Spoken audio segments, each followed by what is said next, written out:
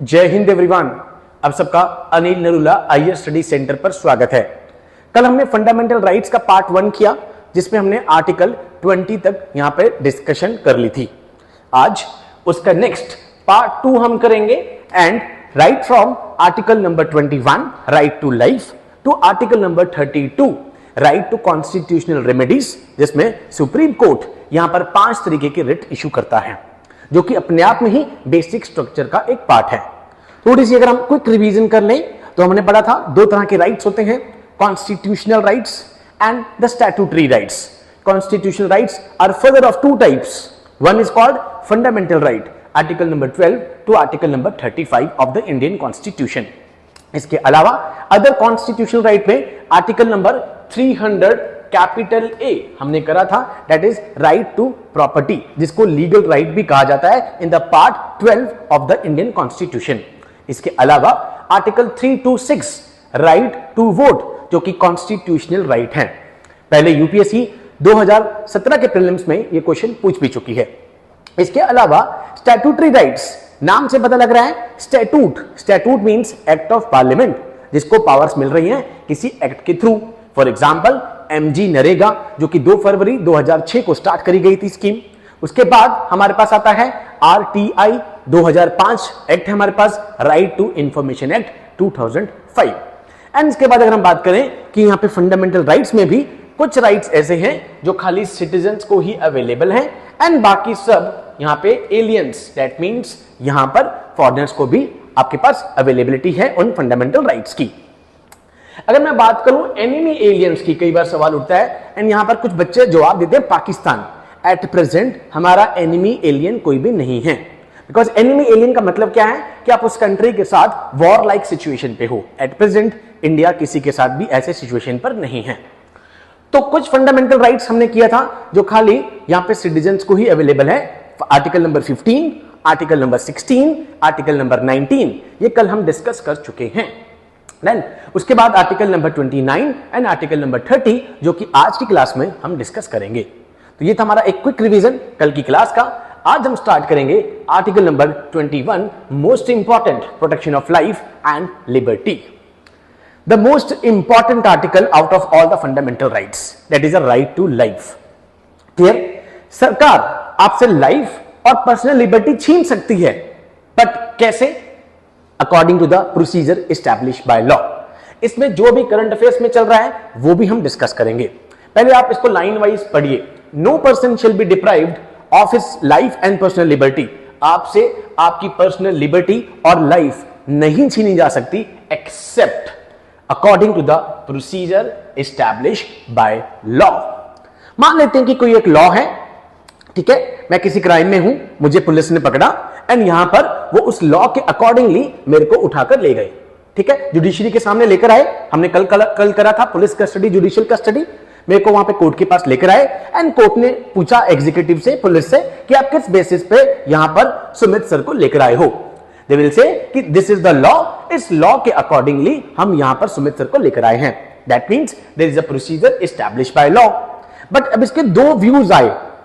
One is called procedure establish by law and second is called due process of law. Due process of law जो कि USA में अभी at present है। अब सवाल उठेगा कि sir due process of law India में स्टार्टिंग से क्यों नहीं है? ठीक है, famous case Maneka Gandhi case 1978, उसके बाद ही कैसे हुआ? Let's discuss. गोपालन केस 1950, सबसे पहले सुप्रीम कोर्ट ने बहुत ही नैरो इंटरप्रिटेशन दी 21 आर्टिकल की एंड ये कहा कि there should be a procedure establish by law. जैसे फॉर एग्जांपल मैंने आपको दिया कि अभी मुझे किसी भी केस में फॉर एग्जांपल पुलिस वाले अभी क्लास से ही उठा के ले जाते हैं एंड ये कहते हैं एक पर्टिकुलर केस के अंतर्गत यहां पे आपको उठाया गया है because there is a procedure establish by law. Done? तो जुडिशरी के सामने मेरे को लेके जाएंगे, judiciary will ask the executive कि आप किस बेसिस पर लेकर आए हो। दे विल से कि इस एक्ट के अंतर्गत यहां पे सर को उठाया गया है। But now the question is कि जो लॉ है यहां पर वो अपने आप में फेयर है, वो अपने आप में रीजनेबल है, वो अपने आप में जस्ट है, ये चेक नहीं किया जाएगा। गोपालन केस में बहुत ही नैरो इंटरप्रिटेशन हुई एंड यहां पर प्रोसीजर एस्टैब्लिश बाय लॉ खाली चेक्स एंड बैलेंसेस रख रहा है on the actions of executive. That means जो पुलिस मेरे को उठा के लेकर आई, अब वो सही तरीके से लेके जा रही है कि नहीं, खाली उन्हीं के एक्शंस के ऊपर। क्या लॉ जो लेजिस्लेचर ने बनाया है वो अपने आप में ठीक है, वो अपने आप में फेयर है, वो अपने आप में जस्ट है, वो चेक नहीं हुआ। इसलिए गोपालन केस में बहुत ही नैरो इंटरप्रिटेशन आती है आर्टिकल नंबर 21 की। उसके बाद 1978 में जब मेनका गांधी यहां पर ट्रेवल कर रही थी, राइट टू मूव अब्रॉड, मैंने आपको कल बताया था article 19 within the territory of India से डील करता है। Article 19 right to move abroad comes under article number 21 of the Indian constitution. Then वहां पर उनको इमिग्रेशन ऑफिसर्स ने पकड़ा, उसके बाद उन्होंने कहा कि मेरे पास राइट है कि मुझे किस बेसिस पे पकड़ा जा रहा है, मुझे ग्राउंड्स बताइए, ठीक है। उसके बाद हम देखते हैं कि गोपालन केस यहां पर इस जजमेंट को ओवरटर्न किया गया and famous Maneka Gandhi case में ड्यू प्रोसेस ऑफ लॉ का यहां पर फंडा आता है। क्या होता है? That is a natural justice. Let's discuss. It held that the protection under 21 is available against the arbitrary executive action. भाई एग्जीक्यूटिव पुलिस मेरे को उठा के लेके गई, वो ठीक उठा के गई कि नहीं गई, जुडिशरी ने बस खाली ये चेक करा, वहां पे लेजिस्लेचर के एक्शन के ऊपर कोई भी सवाल नहीं आया। जैसे कि आप जब इमरजेंसी का चैप्टर पढ़ेंगे तो 1975 में यहां पर मीसा एक्ट लगाया गया, maintenance of internal security act, and इसके दौरान हेबस कॉर्पस को ऑटोमेटिकली यहां पर खत्म कर दिया गया। ADM Jabalpur case, habeas corpus आज हम करेंगे आर्टिकल नंबर 32 में, आपका फंडामेंटल राइट है। यहां पर मैम ने, इंदिरा गांधी मैम ने क्या कहा कि इंटरनल सिक्योरिटी के लिए ये एक्ट लगाया गया है, maintenance of internal security act. There is a procedure establish by law. इस लॉ के हिसाब से आपकी लाइफ और पर्सनल लिबर्टी को यहां पर डिप्राइव कर दिया गया थ्रू द गवर्नमेंट। बट ये अपने आप में जो लॉ बना है लेजिस्लेचर का, ये फेयर है, ये जस्ट है, ये रीजनेबल है, ये चेक नहीं हुआ। अगर इसको ये चेक कर दिया जाएगा, that is the action, that is the action against the legislative actions. That means legislature के एक्शन के ऊपर भी यहां पर अगर ध्यान दिया जाएगा, that is called a due process of law. So procedure established by law plus natural justice is the due process of law. I hope this is clear, ठीक है। तो पहले गोपालन केस आया एंड गोपालन केस को ओवरटर्न किया गया in the Maneka Gandhi case. Menka Gandhi case, taking a wider interpretation of article number 21, it ruled that right to life and the liberty can be deprived by a law provided the procedure presented by the law is reasonable, fair and just, and it introduced the due process of law. बहुत young democracy थी हम 1947, इसलिए अब इस पे power किसके पास आई है ये चेक करने की? जुडिशरी के पास। दैट इज वाई उनके पास भी बहुत एक्स्ट्रा पावर चली जाती। ड्यू प्रोसेस ऑफ लॉ हमारी कंट्री में स्टार्टिंग से यहां पर इंप्लीमेंट नहीं हुआ। I hope this is clear. Right to life also includes right to live with a human dignity and not mere survival. जैसे कि अभी रिसेंटली 2 महीने पहले राइट अगेंस्ट क्लाइमेट चेंज, भाई क्लाइमेट चेंज से जो भी आपकी हेल्थ पे फर्क पड़ रहा है, ठीक है, उसको आर्टिकल 21 के एम्बिट के अंदर यहां पे सुप्रीम कोर्ट लेकर आई। Right against the climate change now comes under article number 21। उसके बाद हम देखते हैं कि that is right to privacy, सबसे इंपॉर्टेंट यहां पे Puttaswamy case, that is right to privacy. उसके बाद हम देखते हैं बहुत सारे राइट्स आपके पास, right to move abroad, all comes under article number 21। Again article 21 is also not absolute. हमने पढ़ा था कि सारे फंडामेंटल राइट्स ऑलमोस्ट यहां पर एब्सोल्यूट हैं। आर्टिकल 17 फॉर एग्जांपल एब्सोल्यूट था यहां पे, दैट इज अनटचेबिलिटी। बाकी सारे फंडामेंटल राइट्स रीजनेबल रिस्ट्रिक्शंस के साथ आपके पास आते हैं। Okay, now next is article number 22, detention against the arrest, protection against the arrest and detention. Now detention is of 2 types. Number 1 is called punitive, number 2 is called a preventive. Now punitive क्या है कि मैंने कोई crime करा, crime करने के बाद यहां पे उसके बाद ट्रायल हुआ एंड उसके बाद मैं कन्विक्ट हुआ। प्रिवेंटिव नाम से पता लग रहा है कुछ प्रिवेंट करने के लिए, अगर लग रहा है कि कुछ ऐसी एक्टिविटीज हो सकती हैं टू सम इंडिविजुअल कि उससे कुछ ना कुछ आगे यहां पर डिस्टर्बेंस क्रिएट होने जा रही है, तो प्रिवेंटिव डिटेंशन के अंतर्गत विदाउट ट्रायल उनको यहां पर उठाया जा सकता है। For example national security act आप देखते हैं, यूएपीए एक्ट देखते हैं 1967 जो कि फर्दर अमेंड हुआ बाद में, they all comes under the preventive detention. And as usual आप देखते हैं कि डिटेंशन के बाद आपको यहां पे जुडिशरी के आगे लेके जाया जाता है विद इन 24 आवर्स। नाउ आपको कुछ ग्राउंड्स बताए जाते हैं कि यस इन ग्राउंड्स पे आपको अरेस्ट किया गया है, ठीक है, आपके पास हक है जानने का कि किस बेसिस के ऊपर आप मेरे को अरेस्ट कर रहे हो, बट ये बेसिस हर जगह पे नहीं चलेगा। फॉर एग्जांपल प्रिवेंटिव डिटेंशन में आपको यहां पर विदाउट ट्रायल उठाया जा सकता है। तो आप देख रहे हैं आर्टिकल 22 प्रोटेक्शन देता है under both the kinds, punitive as well as the preventive detention. Punitive detention क्या होता है? To punish a person for a offence committed by him after trial and conviction. Trial और कन्विक्शन के बाद जब उठा लिया जाएगा that is called a punitive detention. As usual जब आपने देखा पहले भी पुलिस कस्टडी जुडिशियल कस्टडी के बीच में डिफरेंस पूछ चुकी है यूपीएससी प्रीलिम्स में। अब डिटेंशन आप लेकर गए कोर्ट के पास, कोर्ट उसके बाद लीगैलिटी चेक करती है, उसके बाद पुलिस कस्टडी या फिर जुडिशियल कस्टडी। पुलिस कस्टडी में जुडिशियरी से पूछने की जरूरत नहीं है, आपने वर्ड सुना होगा रिमांड। यहां पे पुलिस कस्टडी में रिमांड पे आप आते हो, पुलिस वाले उसके बेसिस पे चार्जशीट इसके बाद चालान पेश करते हैं जुडिशरी के आगे, एंड उसके बाद आप जैसे देखते हैं अभी अरविंद केजरीवाल जी जेल में थे पहले, उसके बाद जुडिशियल कस्टडी में आपको जेल में डाल दिया जाता है। एंड उसके बाद अगर पुलिस को कुछ भी आपसे पूछना है तो जुडिशरी से बिना पूछे आपसे वो नहीं पूछ सकते। आई hope this is clear. So preventive detention on the other hand means detention without trial. Without trial और कन्विक्शन होता है शक के बेस पे प्रिवेंट करने के लिए, यहां पे that's preventive detention. If a person is arrested after committing a crime it's called punitive. Crime करने के बाद जब आपको उठाया जाता है that is called that is punitive. अगर पहले उठा लिया जाता है दैट्स कॉल्ड प्रिवेंटिव। नाम से पता लग रहा है प्रिवेंट करने के लिए। Now article 22 provides following protection this right to be informed. आपको ग्राउंड्स बताए जाएंगे कि किस बेसिस पे आपको उठाया गया है। Right to consult and defended by lawyer, quite obvious है आपको लॉयर दिया जाएगा डिफेंड करने के लिए। Right to be produce before a magistrate within 24 hours excluding the time of journey.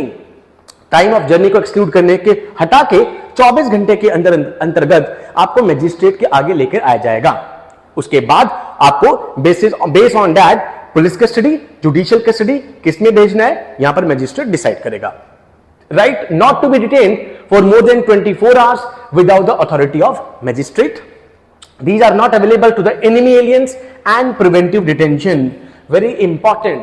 ये सारी जैसे आपको मैंने बताया कि एब्सोल्यूट नहीं है फंडामेंटल राइट, तो ये एनिमी एलियंस और प्रिवेंटिव डिटेंशन वालों के पास अवेलेबल नहीं होगी these facilities. And preventive detention में भी सर कितने मंथ? 3 मंथ्स आपको रखा जाएगा। उसके बाद एक कमेटी एक एडवाइजरी बोर्ड बनता है, नेशनल इंटरेस्ट में है कि नहीं है तो फर्दर वो एक्सटेंड हो जाएगा।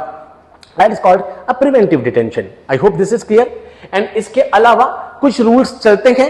फॉर एग्जाम्पल सनराइज से पहले और सनसेट के बाद आप वुमेन को यहां पर उनसे इंटेरोगेशन नहीं कर सकते। बट इस केस में भी फॉर एग्जाम्पल ऐसा हो सकता है कि उन्होंने कुछ मर्डर किया हो, कुछ ऐसा क्राइम किया हो, बहुत ही ज्यादा यहां पे सीरियस क्राइम हो, तो उस वक्त यहां पर इस क्लॉज को चेंज करा जाया जा सकता है।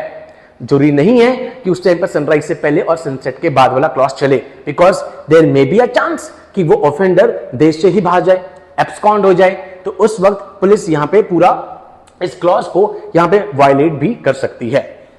Now article number 23 that is prohibition of traffic in human beings and force labour.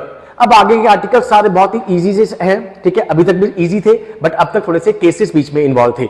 अब आपके पास आर्टिकल 32 ही आएगा जो बहुत इंपॉर्टेंट होगा। The right is available to both citizens and non citizens. हमने पढ़ा 15, 16, 19, 29, 30 जो खाली सिटीजन्स को हैं। It protects the individual not against the state but also against the private persons. Private persons के अगेंस्ट भी ये प्रोटेक्शन दे रहा है, not against the state only. Article 23 provides for an exception to this provision. It permits the state to impose compulsory service for the public purpose as for example military service, social service. For example military service में आप देखते हैं कि यहाँ पे कुछ काम कर रहे होते हैं जवान लोग, ठीक है, सोशल सर्विस हो गया, यहाँ पर एसेंशियल सर्विस हो गई जो कि एक्सेप्शन है। उसके अलावा prohibition of traffic in human beings and force labour, bonded labour आप नहीं करवा सकते। आपको पता है कि एक मिनिमम वेजेस मिलते हैं, ठीक है, तो बॉन्डेड लेबर नहीं होगा। बट अगर आप मिलिट्री सर्विस में देखेंगे, अगर आप में से जो भी डिफेंस बैकग्राउंड से हैं, तो आप देखते हैं कि वहां पर अगर मिलिट्री सर्विसेज ली जा रही हैं, तो आप इस आर्टिकल को इन्वोक करके फंडामेंटल राइट का वायलेशन कह के सुप्रीम कोर्ट पे नहीं रीच आउट कर सकते। That is a exception one. Article number 24, very simple, prohibition of employment of children in the factories. आप सबको पता ही है, ठीक है, कि यहां पर सरकार ने 1986 में सबसे पहले लॉ लेकर आए, उसके बाद 2016 में उसको सरकार ने यहां पे चेंज करा। फॉर एग्जांपल एट प्रेजेंट क्या है कि अगर 14 साल से कम बच्चा है तो क्वाइट ऑब्वियस है हैजार्डस एक्टिविटीज में इन्वॉल्व नहीं हो सकता। बट अगर वो फैमिली के काम में यहां पर काम कराना चाहता है, यस, फैमिली के बिजनेस में वो काम करवा सकता है। नंबर 2, कोई एंटरटेनमेंट इंडस्ट्री है, यस, कर सकता है, बट वो सर्कस में, एक्सेप्ट द सर्कस में इन्वॉल्व नहीं हो सकता। अंडर 14, उसके बाद अगर हम बात करें तो 14 से 18, ये 2016 में यहां पे चेंज हुआ था, 14 से 18 एडोलेसेंट्स, ठीक है, तो यहां पर क्या होगा, यहां पे वो हैजार्डस में इन्वॉल्व नहीं हो सकता, इसके अलावा बाकी सारे कामों में इन्वॉल्व हो सकता है। I hope this is clear. तो दो कैटेगरी है, under 14, 14 to 18। This is article number 24। It prohibits the employment of the children below the age of 14 in any factory, mine, other hazardous activity, but it does not prohibit in any harmless or innocent work। तो under 14 अगर बच्चा है तो वो family के business में यहां पे पार्टिसिपेट करवा सकता है, वो एंटरटेनमेंट इंडस्ट्री में यहां पे जा सकता है, ठीक है, बट सर्कस में नहीं होगा।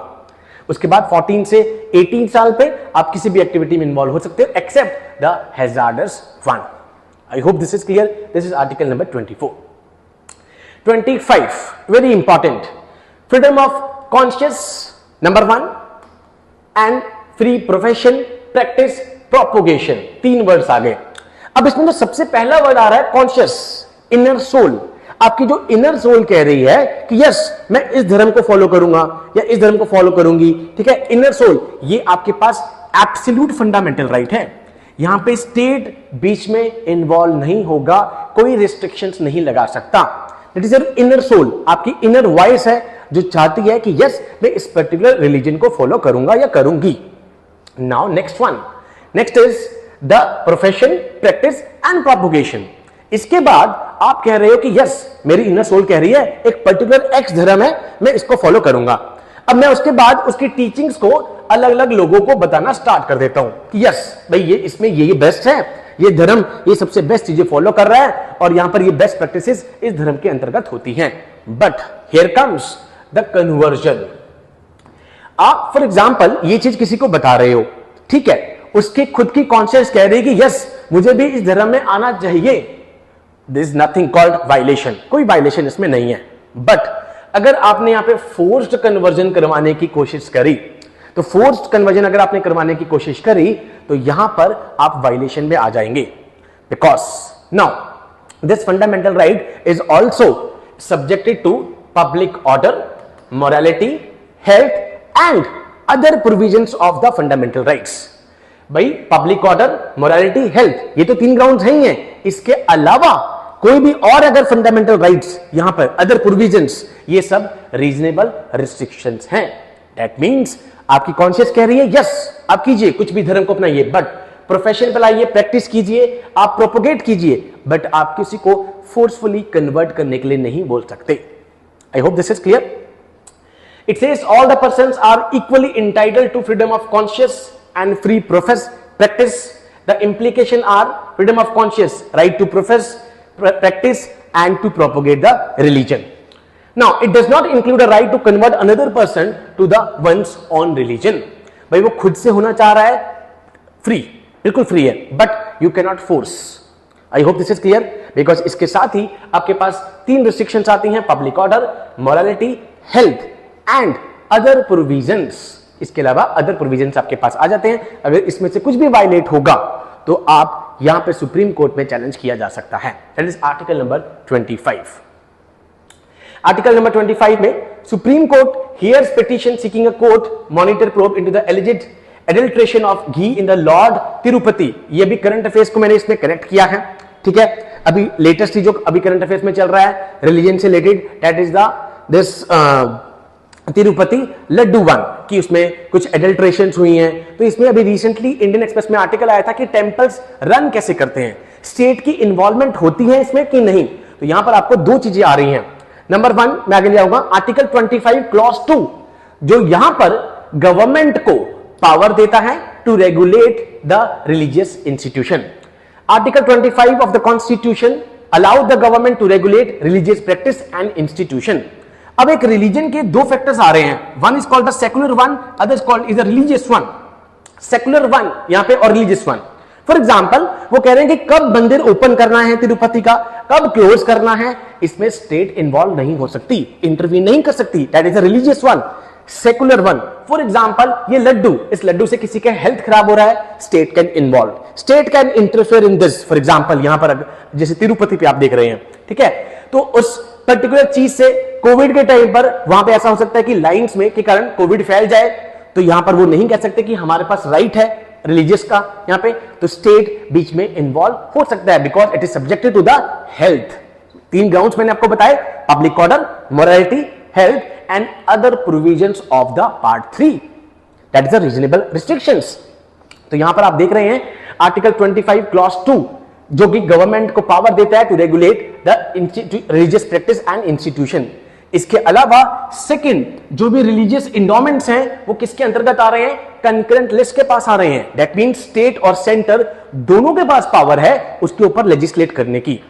एंड अगर हम इससे पहले देखें भी तो लगातार कोर्ट बड़ा रिलक्टेंट रहा है इन चीजों के बीच में इंटरफेयर करने के लिए, एंड कोर्ट ने अपहेल्ड किया है कि yes states should regulate the religious practice and institution. At present temples किस तरीके से रन कर रहे हैं इंडिया में, लेट्स डिस्कस, ठीक है, इस तिरुपति वाले इशू के ऊपर। Number 1 Hindu, Sikh, Jain and Buddhist.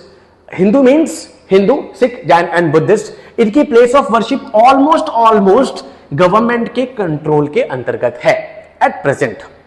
Number 2 Hindu temple form the majority of the around 30 lakh places of worship 2011 के सेंसस के हिसाब से, नेक्स्ट सेंसस के हिसाब से अभी डेटा आएगा।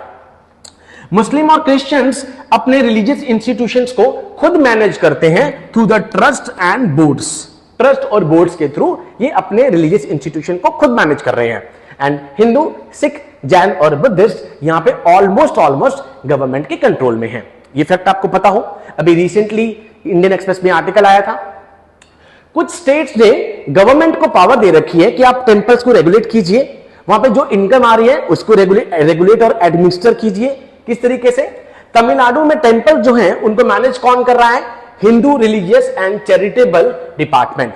नंबर 2 आंध्र प्रदेश गवर्नमेंट जो कि अभी केस चल रहा है तिरुपति का, ठीक है, it controls and appoints the TTD. TTD कौन है, जो तिरुपति टेंपल को रन कर रही है। I hope this is clear. Now article 25 clause 2 मैंने आपको बता ही दिया, स्टेट के पास पावर है, एंड उसके बाद concurrent list. This is a current affair with respect to article number 25। Now legal position at present क्या है, तो कोर्ट ने यहां पे जनरली अपहेल्ड किया है कि स्टेट का राइट है टू रेगुलेट रिलीजियस इंस्टीट्यूशन, ठीक है, एंड जनरली कोर्ट बड़ा रिलक्टेंट रहा है इसके बीच में इन्वॉल्व होने के लिए। एंड रिसेंटली ये न्यूज क्यों आई है, तिरुपति वाले घी एडल्ट्रेशन न्यूज के बाद हिंदू ऑर्गेनाइजेशंस ने दोबारा से डिमांड करी है कि जो भी हिंदू जो टेंपल्स हैं उसको गवर्नमेंट कंट्रोल से बाहर किया जाए। ये पहले भी सवाल उठा था बट ये रिवाइव हो गई है दोबारा से।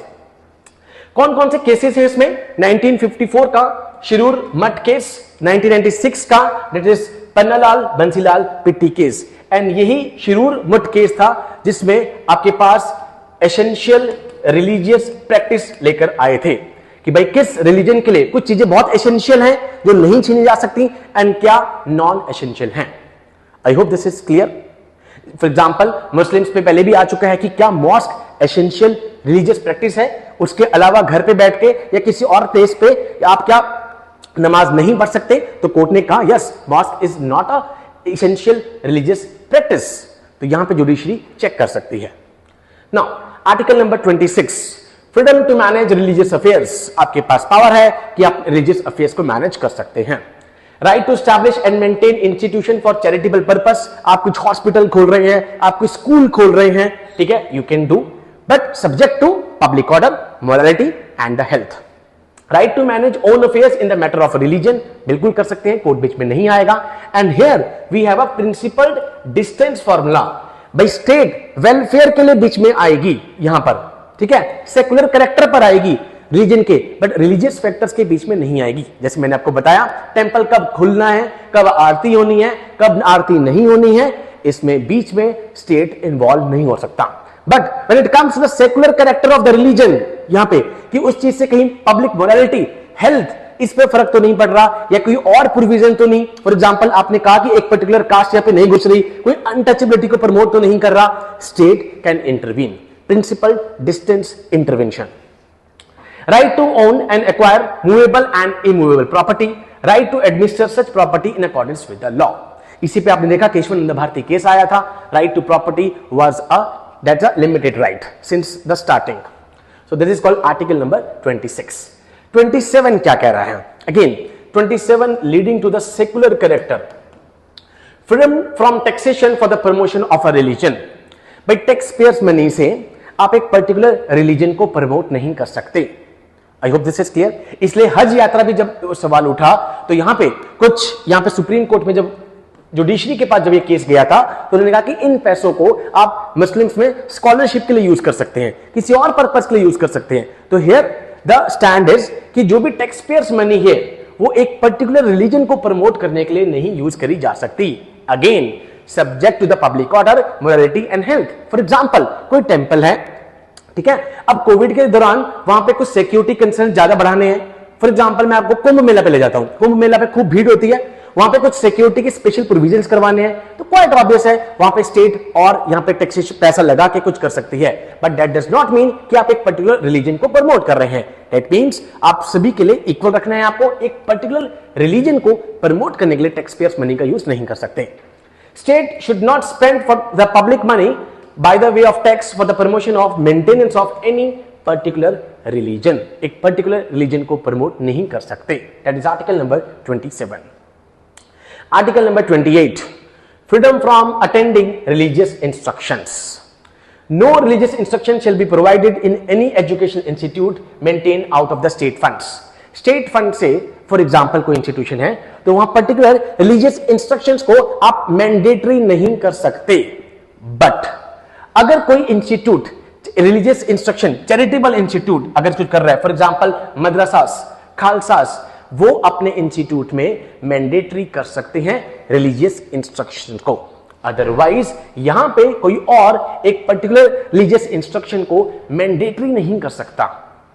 ठीक है, यहां पे मैंडेटरी नहीं कर सकता अगर वो एड ले रहा है स्टेट से, स्टेट ओन्ड है यहां पे। बट अगर कोई चैरिटेबल ट्रस्ट है, फॉर एग्जांपल मदरसास मैंने आपको बताया, खालसा आपको मैंने बताया, यहां पे मिशनरी स्कूल्स हैं, स्टीफन स्कूल है फॉर एग्जांपल दिल्ली, ये मैंडेटरी कर सकते हैं। I hope this is clear. Now next is article number 29 and 30 with respect to the minorities, protection of the interest of minorities. यहीं पर आपके पास क्लासिकल लैंग्वेजेस का कॉन्सेप्ट भी आता है। देन एट प्रेजेंट अगर मैं बात करूं तो माइनॉरिटी वर्ड डिफाइन नहीं किया गया है कॉन्स्टिट्यूशन के अंदर। फॉर एग्जांपल आर्टिकल 2021 में हमने देखा ऑफेंस, ऑफेंस वर्ड को भी डिफाइन नहीं किया गया है कि क्या ऑफेंस होगा under the constitution. It provides that any section of the citizens, mention any citizen of the section, not particularly to the minorities only. At present दो तरह की माइनॉरिटीज होती हैं, रिलीजियस माइनॉरिटीज 6 हमारे पास हैं, लैंग्वेज माइनॉरिटीज आपके पास स्टेट टू स्टेट डिफर करती है। For example Punjabi speaking people will be a minority in the Tamil Nadu. For example a Punjabi speaking will be a minority in the Tamil Nadu.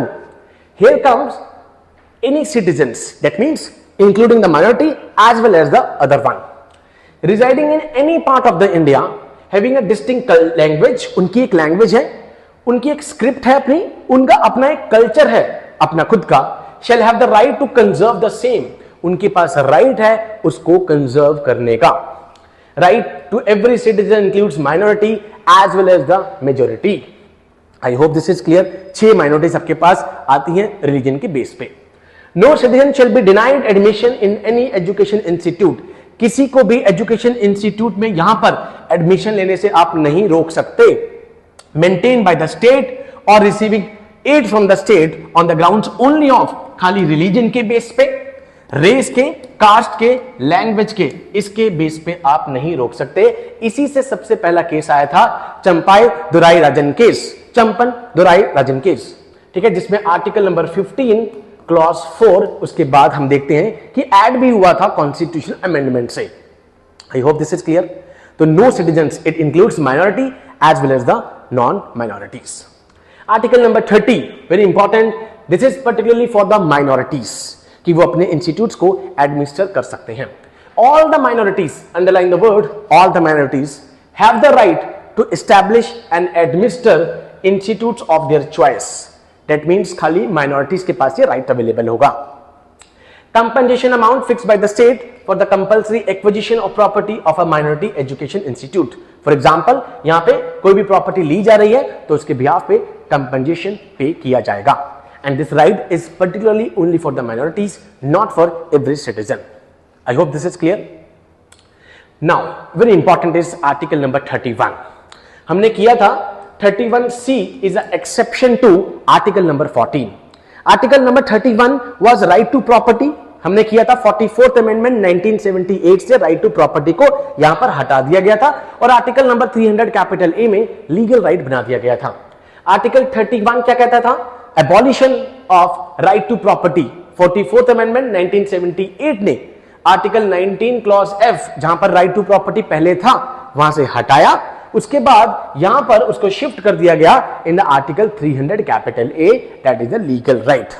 That means first constitutional amendment से ही हमने पढ़ा था, schedule 9 add हुआ, right to property को limited right बना दिया गया था सो दैट यहां पर जमींदारी सिस्टम को एबॉलिश किया जाए और लैंड रिफॉर्म्स किया जाए। ये ना हो कि एक आदमी बहुत अमीर बन रहा है और एक गरीब बन रहा है, तो यहीं पर पहले से ही राइट टू प्रॉपर्टी को लिमिटेड राइट बना दिया गया। 31A क्या कहता है? State can acquire personal land. भाई स्टेट, अगर स्टेट यहां पर स्टेट जो है किसी स्टेट को एक्वायर करना चाहता है तो वो कर सकता है, बट इसके बदले में क्वाइट ऑब्वियस है, बाद में यहां पे डिसाइड किया गया कि आपको कंपनसेशन पे करना पड़ेगा with respect to the land. Article number 31 capital A. 31 capital B क्या कहता है? जिससे 9 शेड्यूल को ऐड किया गया, ठीक है, और प्रोटेक्ट किया गया उन सभी राइट्स को अगेंस्ट द फंडामेंटल राइट्स। ये क्या केस था? आईआर कोएलो केस, मैं पहले भी बता चुका हूं। अगेन यहां पे फर्स्ट कॉन्स्टिट्यूशनल अमेंडमेंट एक्ट से शेड्यूल 9 ऐड किया गया। कहा गया कि जो भी लॉ लैंड रिफॉर्म्स और अबोलिशन ऑफ जमींदारी सिस्टम से डील कर रहा है वो जुडिशियल रिव्यू से बाहर होगा। But after Kesavananda Bharati case 24 April 1973 ये कहा गया, उसके बाद कोई भी लॉ जो ऐड हुआ है it's open to the judicial review and वो पर्टिकुलर लॉ अगर बेसिक स्ट्रक्चर को यहां पे क्या कहते हैं वायलेट कर रहा है तो उसके ऊपर जुडिशियल रिव्यू होगा। That is IR Coelho case 2007। That is article number 31 capital B. Now comes article number 31 capital C, जो कि आर्टिकल 14 राइट टू इक्वालिटी का यहां पर एक्सेप्शन भी है। ये क्या कहता है? जब हम नेक्स्ट सेशन करेंगे डीपीएसपी का तो लड़ाई आएगी कि डीपीएसपी ऊपर है कि फंडामेंटल राइट्स ऊपर है। At present the doctrine of harmonious, ठीक है, construction, that means there should be a balance between fundamental right and DPSP. तो ये सवाल उठा कि जब आप article 39 clause B clause C DPSP ये क्या है, ठीक है, ये हम डिस्कस करेंगे कि यहां पर जो 39 बी है ये कहता है कि जो मटेरियल रिसोर्सेज हैं, मटेरियल रिसोर्सेज लैंड वाटर, आप इनका इस्तेमाल इस तरीके से करेंगे कि ये लार्जर गुड पब्लिक गुड के लार्जर पब्लिक गुड के लिए यूज हो। 39 क्लॉज बी। क्लॉज सी क्या कहता है? Concentration of wealth should not be in a single hand, कि जो वेल्थ है वो इक्वली डिस्ट्रीब्यूट हो, वो एक सिंगल हैंड पे ना आ जाए। तो ये कहा गया कि जब जब DPSP article 39 clause B clause C use करके कोई लॉ बनाया जाएगा और वो आर्टिकल 14, 19 और 31 को वायलेट करेगा तो उसको नल और वॉइड नहीं किया जाएगा, ये कह के कि वो फंडामेंटल राइट को वायलेट कर रहा है। अगेन आर्टिकल 31C क्या कहता है कि 39B और C को जब भी आप यूज करके कोई लॉ बनाएंगे और वो फंडामेंटल राइट को यहां पर वायलेट कर रहा है तो सुप्रीम कोर्ट उसको यह कह के नल और वॉइड नहीं करेगी कि वो 14, 19 और 31 को वायलेट कर रहा है। This is exception to article number 14। Second clause यहां पर यह दिया गया था कि कोई भी लॉ ये जुडिशियल रिव्यू से बाहर होगा। तो केशवानंद भारती केस ने कहा कि 31C is a valid one but second provision is unconstitutional. ऐसा नहीं हो सकता, जुडिशियल रिव्यू होगा। Judicial review itself is a basic structure. I hope this is clear. Now the last one is article 32, very important. 5 तरह की Ritz होती हैं। Supreme court can issue writs for the fundamental rights, not for the other rights, हमने पढ़ा, because 32 अपने आप में ही basic structure है। Number 2, narrow writ jurisdiction here, now because खाली फंडामेंटल राइट्स के लिए कर सकता है, अदर राइट्स के लिए नहीं है। Supreme court can issue writs against the body throughout the country, that means territorial writ jurisdiction wider होगी, पूरे इंडिया के लिए है। Article 32 itself is a fundamental right, supreme court यहां पे रिफ्यूज नहीं कर सकता बिकॉज वो अपने आप में ही फंडामेंटल राइट है और बेसिक स्ट्रक्चर है। Article 226, high court can issue writs for the fundamental right as well as for the other rights, वो फंडामेंटल राइट के अलावा दूसरों के लिए भी अप्लाई कर सकता है। वाइडर रिट जुरिडिक्शन, ठीक है, बिकॉज सुप्रीम कोर्ट की वहां पे नैरो है, यहां पे इसकी वाइडर होगी क्योंकि दोनों राइट्स के लिए अवेलेबल है। Number 3, it is confined to that state, so territorial jurisdiction is narrow, उस पर्टिकुलर स्टेट के लिए होगी, पंजाब की पंजाब के लिए होगी, बट सुप्रीम कोर्ट की थ्रू आउट द इंडिया होगी। 226 is a discretionary, hence high court may refuse, because article 32 तो अपने आप में ही फंडामेंटल राइट है, तो रिफ्यूज नहीं हो सकता, बट 226 में रिफ्यूज हो सकता है, that is why it's a discretionary one. Now comes the 5 types of writs, एक एक करके मैं आपको बताता हूं। इसमें जो ये कोर्ट्स हैं, ये कोर्ट्स आपको पक्का पता हो, मैच द फॉलोइंग में प्रीलिम्स में पूछने के हाई चांसेस होंगे। हेबस कॉर्पस जो भी ईशा फाउंडेशन पे अभी यहां पे लगाई है मद्रास हाई कोर्ट में, to have the body of, भाई उस पर्टिकुलर बंदे की बॉडी आप आगे लेके आइए कोर्ट के, कोर्ट डिसाइड करेगी लीगैलिटी ऑफ द डिटेंशन, कि वो लीगल तरीके से डिटेन किया है कि नहीं किया है। अगर किया है, further police custody, judicial custody, अगर नहीं किया है, it will set the person free. I hope this is clear. That means arbitrary detention के अगेंस्ट यहां पर एक ये वॉल है, that is habeas corpus. Order issued by the court to a person who has detained another person to produce the body of that person before it, that is habeas corpus. It is available against the public as well as the private individuals. Public और private दोनों के against यहाँ पर ये available है। I hope this is clear. Number 2 is called mandamus. Mandamus means to command. अगर यहाँ पर public body अपनी official duties ढंग से नहीं कर रही, it's a command from the higher court. Command issued by the court to public official, not to the private, public official, asking him to perform his official duties which he has failed or refused to perform. भाई एक कोई भी public official है जो उसकी duties हैं वो perform नहीं कर रहा है या फेल टू परफॉर्म है, तो मैंडेमस इशू करी जा सकती है। It against any public body, corporation, inferior court, tribunal और द गवर्नमेंट, ये किसी के अगेंस्ट भी आ सकती है, not against the private one. Number 3 is prohibition. Prohibition क्या कह रहा है? To forbid. पहले मैं आपको ये यहां पे पढ़ देता हूं। It is issued by a higher court to a lower court और tribunal to prevent the latter from exceeding its jurisdiction. It directs in activity, it's a preventive in nature. For example, एक lower court, एक higher court है, lower court. Lower court excess of jurisdiction कर रहा है या lack of jurisdiction कर रहा है या फिर एरर ऑफ लॉ कर रहा है। Excess of jurisdiction, lack of jurisdiction, error of law. इस टाइम पर हायर कोर्ट लोअर कोर्ट को या ट्रिब्यूनल को यहां पे प्रिवेंट करने के लिए एक रिट इशू कर सकता है, that is called a prohibition. Now it is issued against the judicial and quasi judicial authorities. Quasi judicial मतलब जुडिशियरी की तरह पावर्स हैं but not the full judicial powers, that is the tribunals. तो ये judicial और quasi judicial authorities के against issue की जा सकती है, ये खाली प्रिवेंट कर रही है। इसके अगली अगर जो रिट अगर हम पढ़ेंगे, that is called a certiorari. Certiorari writ means to be certified और इन्फॉर्म्ड। अब दोनों में फर्क क्या होगा? सी से याद रखना है आपको, क्योर, क्यूरेटिव, प्रिवेंटिव भी है, क्यूरेटिव भी है, ये सॉल्यूशन भी निकाल के दे रही है। It is issued by a higher court to a lower court और tribunal either to transfer a case pending with it और टू क्वैश द ऑर्डर। भाई हायर कोर्ट ने लोअर कोर्ट को कहा lack of jurisdiction, excess of jurisdiction, error of law, आप या तो इसको हमारे पास ट्रांसफर कीजिए, वो केस को ही ट्रांसफर कर देगा, ठीक है, या फिर उसको ऑर्डर को ही क्रैश कर देंगे, that's called a certiorari one. Certiorari is both preventive as well as the curative. Again ये किसके अगेंस्ट होगी? Judicial, quasi judicial and administrative bodies. Administrative bodies के अगेंस्ट भी ये अवेलेबल होगी। Last is the quo warranto.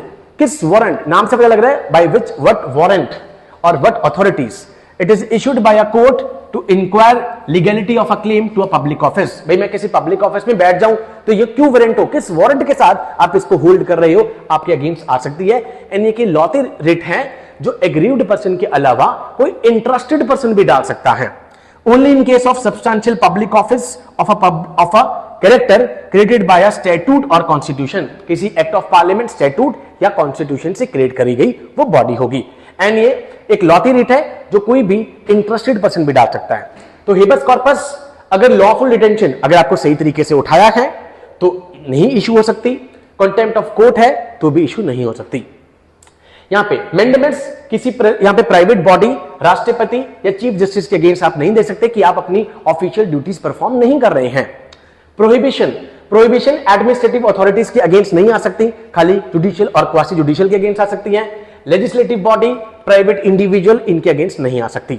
Surgery जिसमें वो cure भी कर रहा था कि तो ट्रांसफर कर दो या कैंसिल, वो लेजिस्लेटिव बॉडी और प्राइवेट बॉडी के अगेंस्ट नहीं आ सकती। बट एक डिफरेंस याद रखना है कि एडमिनिस्ट्रेटिव बॉडी के अगेंस्ट यहां पे सर्जरी इशू की जा सकती है, on the case of prohibition नहीं करी जा सकती।